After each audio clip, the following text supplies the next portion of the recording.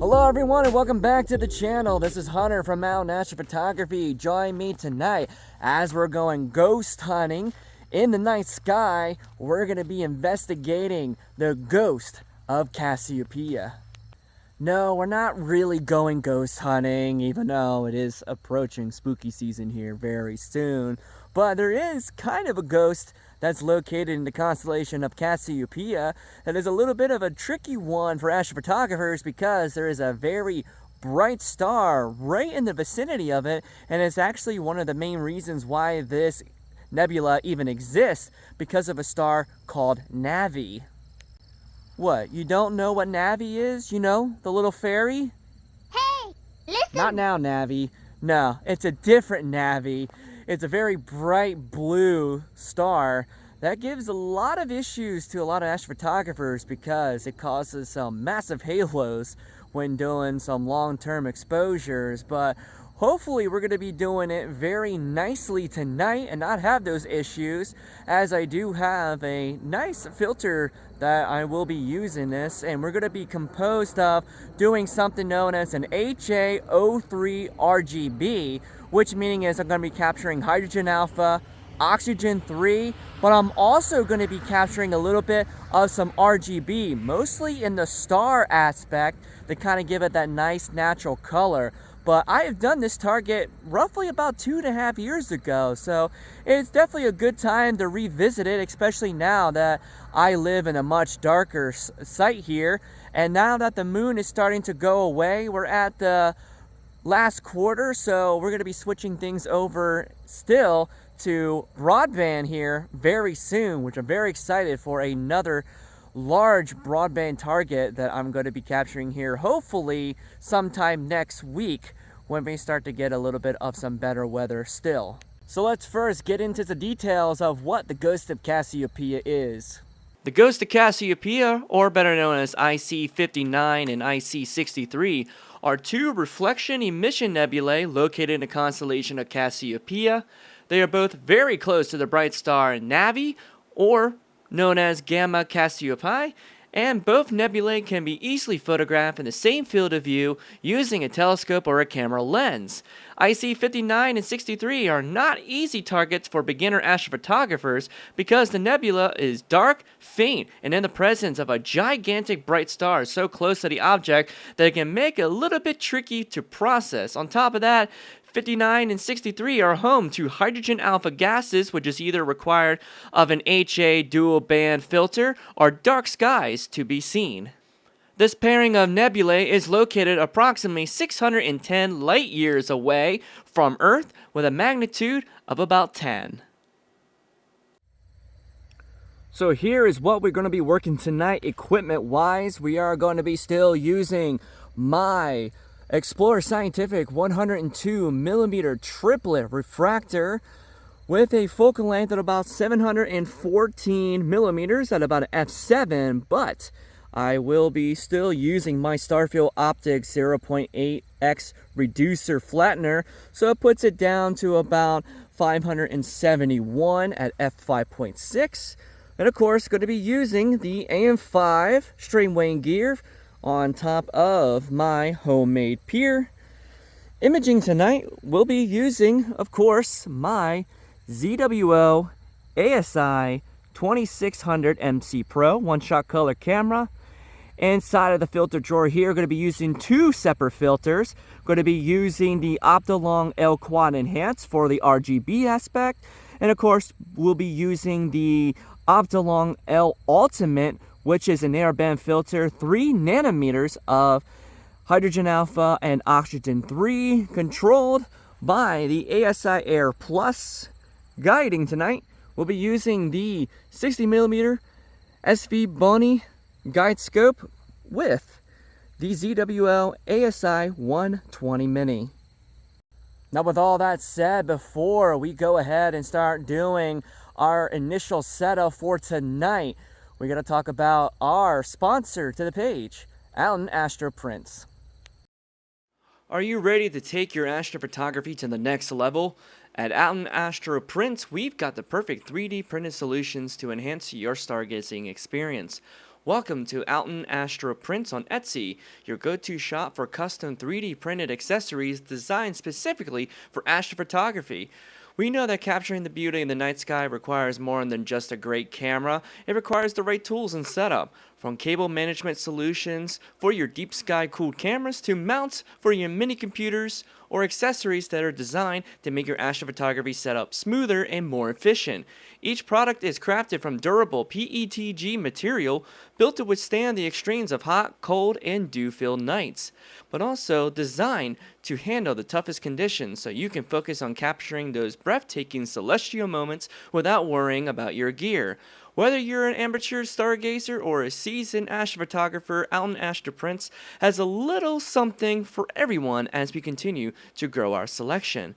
Explore a range of accessories and discover how we can enhance your night sky adventures. Visit us today at Outten Astro Prints on Etsy and find your perfect accessory to elevate your astrophotography experience. Let us know how we can help you reach the stars. Now we're going to be waiting for nightfall. We are looking like we have a little bit of some wildfire smoke in the air. Hopefully this doesn't cause any issues in the overall image at the end, but we're going to wait sundown and go ahead and start up our imaging sequence. Well, now it is dark enough. Let's go ahead and set up our imaging sequence here. We are going to be going over to the plan option. Now, I did start this target yesterday, so when we go in here, everything is already pretty much set up for IC63, but we are going to be getting rid of the luminance layer here, which is my Optilong L Quad Enhance, because I already did the 1 hour of RGB that I wanted to do for this target. So we're going to go ahead and reset that and get rid of it. We're going to open this up here. I am going to do 2-minute exposures, which I found to be the best for this refractor, especially it gives a nice clean image at the end. I'm going to do 300, even though it's not going to take 300 because the sun's going to rise well beforehand. But that's what we're going to set up with. We have everything all in place. Guide camera's got some stars showing up. And the only thing we're going to have to do is hit this nice little button here to go ahead and move our telescope.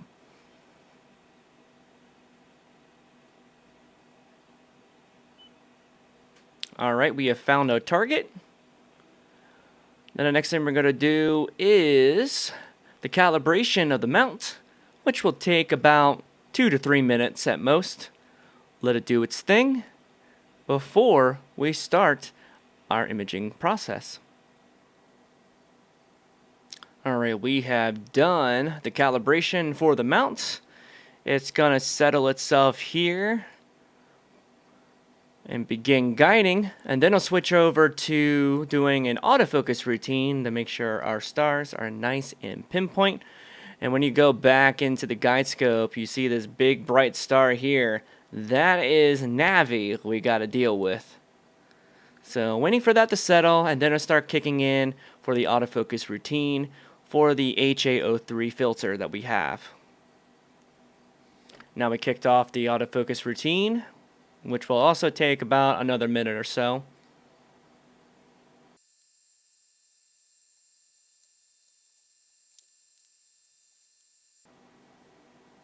And we got our star shapes down to 3.32, which is not too terribly bad.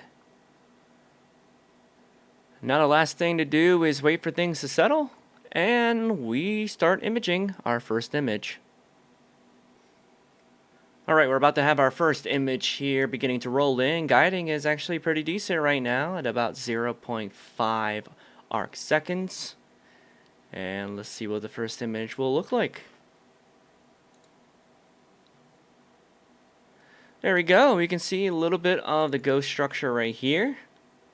this is IC63, and further up here is where you will find 59, and there's that very bright star Navi. Now, we will be looking at, better results as this target gets higher up in the sky. Roughly right now, it's about 30 degrees above the horizon, but it will continue to get better throughout the night, and we'll see what happens when we wake up tomorrow and we go ahead and stack the data. Now it's the very next day. We have our data stacked. It took a whopping 8 hours to do so, but we ended up altogether with about 16 hours of data, 15 of it being the narrowband of capturing hydrogen alpha and oxygen 3, which is here on the left. And then I got about an hour worth of RGB data, mostly for the stars, since there is some brilliant star color in this region, especially when we're looking at the very bright star Navi right there, showing its nice, beautiful blue color. We even got a little bit of some reflection nebulae in here too, with only an hour of RGB data, which is nice. Now, I would have loved to just have this completely just broadband target, but dealing with the moon, we had to sacrifice this for some more narrowband wise, but we ended up still doing pretty good. Now, what I've already done so far is on both of these images, I've done dynamic background extraction, I've done blur exterminator to help sharpen these stars up a little bit. On the RGB image, I've already color calibrated that with spectrophotometric color calibration, and I've went ahead and stretched the image overall, since we're going to work on that a little bit later. So what we're going to first work off of is our data with the L ultimate filter here. So we got some beautiful detail here, right where the actual ghost is of the Ghost of Cassiopeia, and then IC59 up through here. So what we're going to do now is extract the individual color channels R, G, and B, and we're going to combine this into a HOO palette. Now, there is multiple ways to do this. There's the more lengthy way, which I've been accustomed to for a while. It's going through and extracting each of the channels and combining the blue and green together with a certain pixel map weight. But now there's a much easier way to do it, and in fact, it's pretty much a one-click option, and I'll leave the link to the repository for this because it has definitely become a lot more helpful, and that's called DB Extract. Once you have that installed, you just go to Scripts, Utilities, and then you head over to where it says DB Extract. Select your camera sensor, which I have the IMX571, and then you go ahead and select the filter for the individual channel, like the HAO3 for HA plus oxygen 3. This can also work for people who do SHO with one-shot color cameras. You can select the other filter for S2 and O3 here, and it will automatically make your SHO image. So we're going to go ahead and extract the channels here, let it do its thing, and then we will be ready to start combining them. So just like that, very quickly, we have our hydrogen alpha and our oxygen 3 channel. It also gives you a HSO version here, which I'm not a huge fan of. I don't like this mustard yellow color, so we're just going to get rid of that in general. But what we were after here is both of these channels. So what we need to do now is stretch them, and I have some stretching scripts here, which I'll also leave in the comments below for you to have, because this is pretty much all I use when stretching our data. And I use the unlinked stretch because it is a monochrome image essentially. So there we go with the unlinked stretch. We got beautiful look of our hydrogen alpha data. You can see there's actually like a little ripples effect going on here too. So we got some great data in regards to this. And we'll do the same thing to our oxygen 3 data. Let that run its course. Now, oxygen 3 is not really strong in this nebula. I mean, you can see a little bit of it, especially right near the head of the ghost. And especially, you see it more over here with the other component of IC59. This is located inside of the reflection nebulae through here. So we get that little bit of color in the mix as well. But now, next thing we need to do is start combining the channels together and have our color image. So go ahead and open up LRGB combination. For the luminance channel, we're going to use the hydrogen alpha. For the red channel, we will be using hydrogen alpha as well. Drag over oxygen 3 for green and for blue. Apply global. Let that combine the channels together and we'll start to have our color image here in just a moment. There we go. We have our colored image here. So we can go ahead and just stick these channels aside here, because we don't really need them anymore. Same with the original 03 image. And you can see it's kind of a little bit on the lighter side as far as the color wise. And I know the stars look really weird, but we have RGB stars for that. So the first thing we're going to do now is get rid of these nasty color stars here with Star Exterminator. Gonna let that run. It'll take a minute here. And there we go. We extracted the stars out, and we're just gonna end up just deleting these because we do not need it. Now, what is left behind here is this awful star spike here that's left over from that data too. And what we need to do is actually head over to Photoshop, because the spot healing tool is probably the best when it comes to getting rid of this in general. So I will see you over in Photoshop. Alright, so we're back over here in Photoshop. We're going to go ahead and find that nice, wonderful tool over here, which is Spot Healing Tool. And we're going to open that up here. We're going to bring up our, at least our size to about 800 or so. And we're just going to click right there in the center. And it's gone. You can kind of go around it too to kind of even it up a little bit. And I'm going to do it a couple of times to try and get rid of that leftover spike that we see, especially right there in the center too. I'm going to kind of attack that with a little bit of a smaller brush of this, just to kind of get rid of that old looking spike that's left over. Very, very powerful tool that's in Photoshop for this. And we pretty much have gotten rid of it. Go ahead and save the image right back. And then we're going to head right back over to Pixinsight. I'm just going to get rid of this old one because I don't need it now. And go ahead and find my starless one.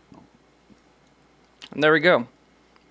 Now we can go even further for the colors. I know some people like to use narrowband normalization to do some really nice, cool color combinations of HOO, but I prefer to do it just myself, really.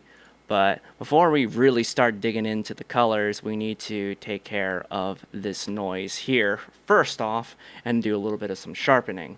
So I'm going to open up Noise Exterminator here. Just going to use the default settings and just slider right on over to help with a little bit of this background noise that we're seeing here, which will take a quick moment here. And then we'll be able to start to do a little bit of some sharpening. There we go, and that took care of that real quick. And what I found the easiest way to do a lot of just my sharpening in general is a tool that's already built in Pixinsight. You go to Script, Utilities, and Event Sharpening.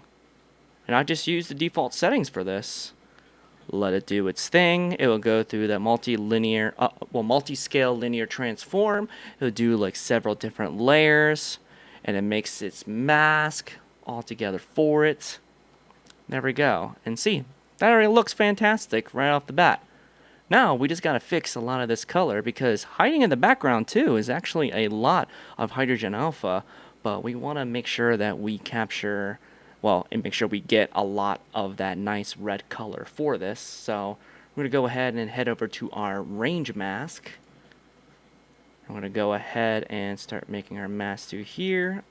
I'm going to be very lenient on this because I want to be able to get a lot of that background. nebulosity too, and I'm just going to put a very hard fuzziness to the mask itself. So I can go ahead and bring it on over here. Hide our mask. Head over the curves. And start bringing up that saturation. Nice part is when you put like such a heavy emphasis on the mask in general, you can kind of go quite aggressive with the saturation at times.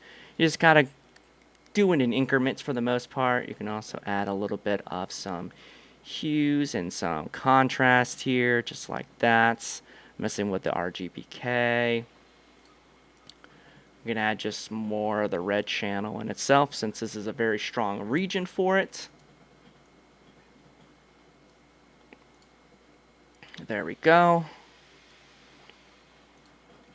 Got some nice color through here. You can actually see a little bit of the O3, which we'll have to work with that a little bit later too, when we have to start generating some more intricate masking into the center here, but that's going to be an extremely long process, and that's going to take so much time out of this video, so I'll do that off screen when I get to this point. Well, now that I got the reds where I want it, but I want to include more of the oxygen channels, and a very easy way to do that is I actually just took the original oxygen data here that I've extracted. I got rid of all the stars, and then I just made a range mask out of that, and I ended up with something like this, which I've severely blurred as well. We're going to go ahead and add that to our main image here and open back up the saturation tab, and we're going to start adding that little bit of blue to it. So we're going to have to play around with it, add some green to kind of balance it out, get it that nice little color that we like to see for oxygen. Don't want to go too overboard with this though. You can add some saturation to the mix, kind of make it a little bit better. I'm trying not to make it like magenta if I can. Just trying to add that little subtle view of it. And add a little bit more. Some green. Get it to about right there. It's a good start. You just kind of have to play around with it just to get it where you would like it. All becomes personal preference choice by this point. You can, desaturate it a little bit too. You can add some highlights as well, some contrast in that area, which I like to do just about there. That looks pretty good. So, okay.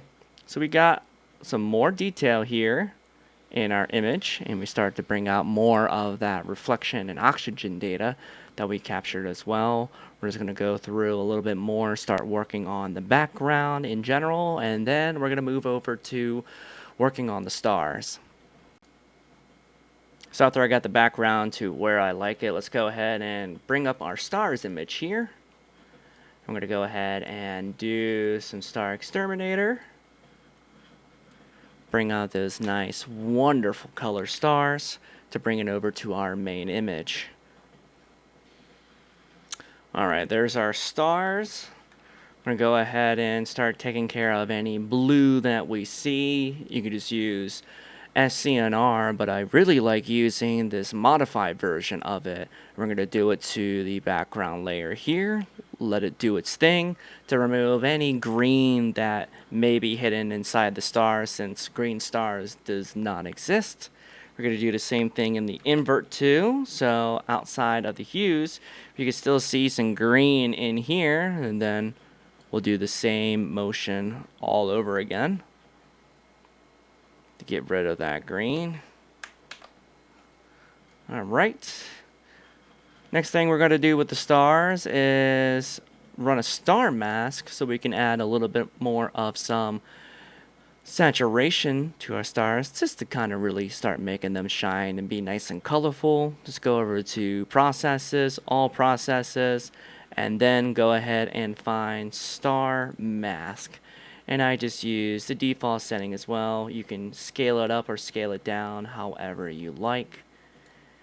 Gonna let that run and do its thing, and then we'll open up the curves transformation to be able to add some nice color to our stars, which will only take a very quick moment here.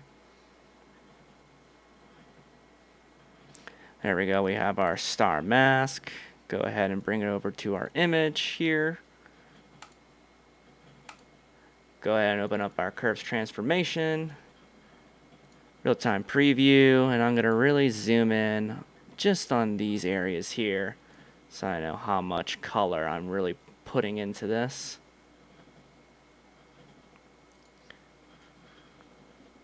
Now, I do like to be quite aggressive with my color saturation when it comes to stars, because who doesn't love color for stars?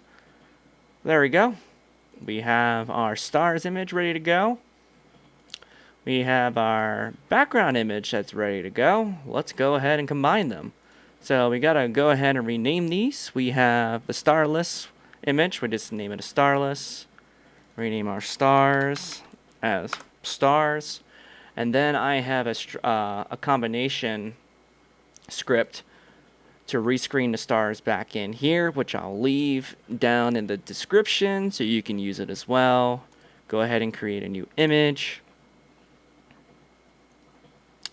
And there we go. We have our image here, and we can still further go down the line of adding, you know, a little bit more like some stretching to it. This just to kind of bring out the background a little bit more. You can just easily do that with the histogram. You just don't want to go too overboard with it. So I'm going to go through here, bring down the background a little bit.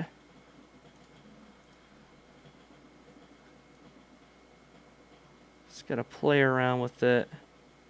Right there looks pretty good. And that right there, my friends, is a lovely image of the Ghost of Cassiopeia. You can even further go down the process of doing star reduction, or another video I'm going to have here talking about a cool utility from Polyman Astro, which is known as the Outten glow, which you can add a little bit of some nice glow to your images as well. But all in all, I think this is a pretty solid image that we have here of the Ghost of Cassiopeia. So thank you everyone for watching. Be sure to like, comment, and subscribe to the channel. I love doing videos like this a lot. Gonna have a lot more videos coming up here soon, going over some more Pixinsight utilities that are out to the public right now, and I'll have some more deep sky imaging as well, as the weather has been very good here as of lately. As always, be sure to get outside during the night whenever it's clear, look up at the stars, have a wonderful evening, and I'll see you in the next video. Cheers.